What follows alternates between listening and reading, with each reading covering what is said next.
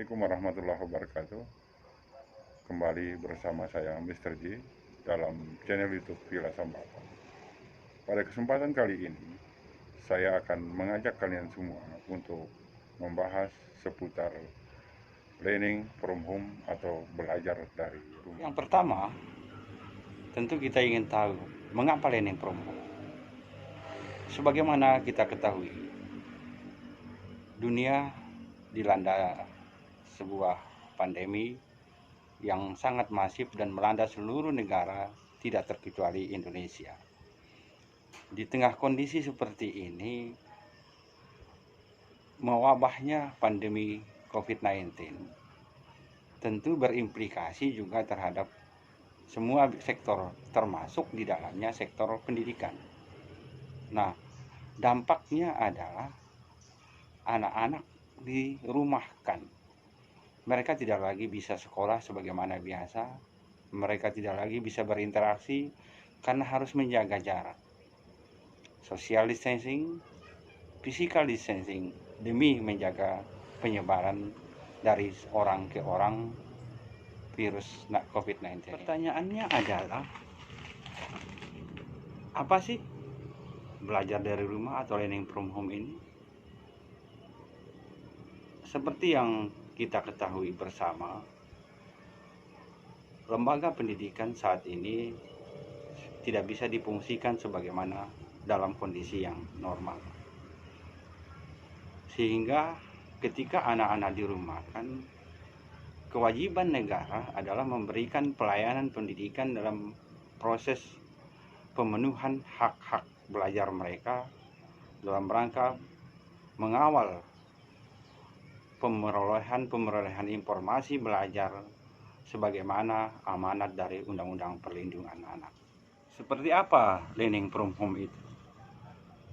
Learning from home itu adalah proses belajar individual daripada siswa kita yang dilakukan di rumah masing-masing.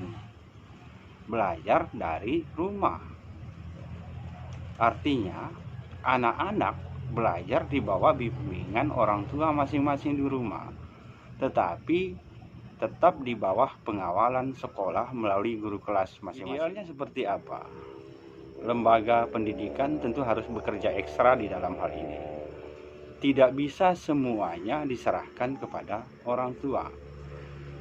Lembaga pendidikan harus mengatur norma, nilai, tatanan, aturan di dalam pelaksanaan belajar dari rumah, termasuk juga mendesain konten-konten belajar yang akan digunakan oleh anak di rumah.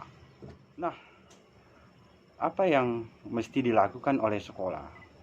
Tentunya penyiapan infrastruktur dalam rangka mendukung upaya-upaya yang dilakukan oleh anak di dalam proses belajar. Implikasinya tentu berimbas kepada pengaturan mekanisme anggaran yang ada di sekolah. Sekolah harus mulai melakukan perubahan radikal untuk menyesuaikan diri dengan perubahan yang sifatnya mendadak dan kondisional seperti ini. Harus tanggap, harus cepat melakukan perubahan, dan yang paling penting mampu melakukan penyesuaian baik dari sisi kompetensi maupun dari sisi-sisi lainnya untuk mendukung pelaksanaan belajar anak di rumah. Tidak bisa dipungkiri,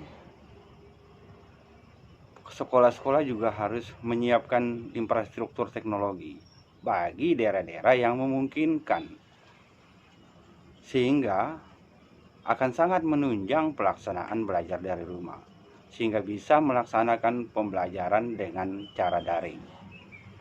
Yang pertama, jika ingin melakukan pembelajaran secara daring adalah SDM guru dulu. Seberapa banyak guru-guru di sekolah tersebut yang memiliki kemampuan IT yang bisa mengoperasikan pembelajaran jarak jauh. Yang kedua, tentu bagaimana kesiapan guru dalam penguasaan berbagai software pembelajaran yang ada. Ini penting sehingga ada variasi di dalam pelaksanaan pembelajaran jarak jauh yang dilakukan. Selanjutnya, yang tidak kalah pentingnya adalah pemahaman tentang bagaimana mengatur strategi pembelajaran dalam mendesain pembelajaran jarak jauh. Saya kira panduan-panduan teoritik terkait masalah ini sangat banyak. Dari para pakar, terutama teknolog pembelajaran, akan memberikan masukan seperti apa. Setidaknya ada dua hal yang menjadi pijakan. Yang pertama, tentu kemampuan menguasai teknologi. Tetapi tidak seperti itu bisa menyelesaikan masalah. Tetapi juga penggunaan teknologi harus dibarengi dengan strategi untuk menata interaksi sosial antara siswa dengan guru, antara guru dengan guru, sehingga pendekatan pembelajaran jarak jauh itu bersifat interaktif dan menyenangkan bagi pula penggunaan IT justru dijadikan sebagai cara untuk menyampaikan tugas-tugas kepada anak. Inilah yang menjadi banyak sekali keluhan saat ini.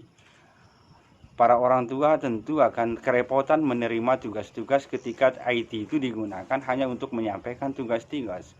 Mestinya itu menjadi ajang untuk menyampaikan informasi yang menarik dengan menggunakan game kah, dengan menggunakan kuis kah, dengan menggunakan foto, video yang dikombinasikan di dalam aplikasi pembelajaran yang digunakan. Pola seperti itu saya kira pembelajaran jarak jauh ini tidak akan membosankan. Karena ada banyak keluhan, wah belajar jarak jauh ini tidak menarik, kemudian menjadi beban guru, siswa, beban orang tua yang selalu harus mendampingi anak-anak di dalam mengerjakan tugas. Ini keliru. Mestinya guru harus membuat proses-proses desain pembelajaran yang menarik, sehingga pada saat interaksi belajar jarak jauh, minat belajar anak akan meningkat. Inilah pemahaman pentingnya penguasaan guru tentang karakteristik dan gaya belajar anak yang diintegrasikan di dalam desain pembelajaran jarak jauh. Kemudian bagaimana dengan sekolah-sekolah yang tidak punya koneksi internet? Ini menjadi masalah serius. Mau tidak mau, pembelajaran di rumah di bawah pantauan guru dilakukan secara manual dengan melakukan kunjungan secara berkala ke rumah-rumah wali murid untuk melihat seperti apa bimbingan yang dilakukan. Kemudian yang tidak kalah penting, guru harus menyiapkan modul belajar bagi anak. Dengan adanya modul itu, anak-anak bisa melakukan proses pembelajaran mandiri terstruktur. Karena di dalam modul, anatomi modul, kalau disusun dengan bagus itu sudah memuat langkah-langkah, strategi, media, bahkan sampai evaluasi dan target capaian yang harus diperoleh oleh anak. Kapan anak harus berhenti pada topik-topik tertentu, kapan mereka harus melanjutkan ketika norma-norma sudah tercantum secara komplit di dalam. Kesimpulannya adalah belajar dari rumah harus dibuat semenarik mungkin. Jangan sampai menjadi beban bagi orang tua, bagi anak-anak, sehingga merasa bosan bahkan menjadi beban mental buat anak. Ini harus dihindari. Kalau belajar dari rumah menjadi beban mental dan moral bagi anak karena tekanan tugas yang bertubi-tubi tanpa proses edukasi dan bimbingan yang terstruktur, berarti kita gagal melaksanakan proses belajar dari rumah. Untuk itu, pada semua stakeholder pendidikan, terutama kawan-kawan guru, siapkanlah desain pembelajaran jarak jauh secara matang, secara bagus. Kalau bisa libatkan pakar-pakar teknologi pendidikan untuk diajak konsultasi dalam pembuatan desain pembelajaran yang dilakukan baik oleh individu maupun oleh kelompok-kelompok. Demikian pembahasan kita pada kali ini. Di lain kesempatan kita coba untuk mendalami. Kami berharap melalui channel ini dapat menuliskan komentar-komentar, saran-saran dan masukan sehingga ada proses pembenahan ke depan bagaimana pelaksanaan belajar dari rumah yang ideal.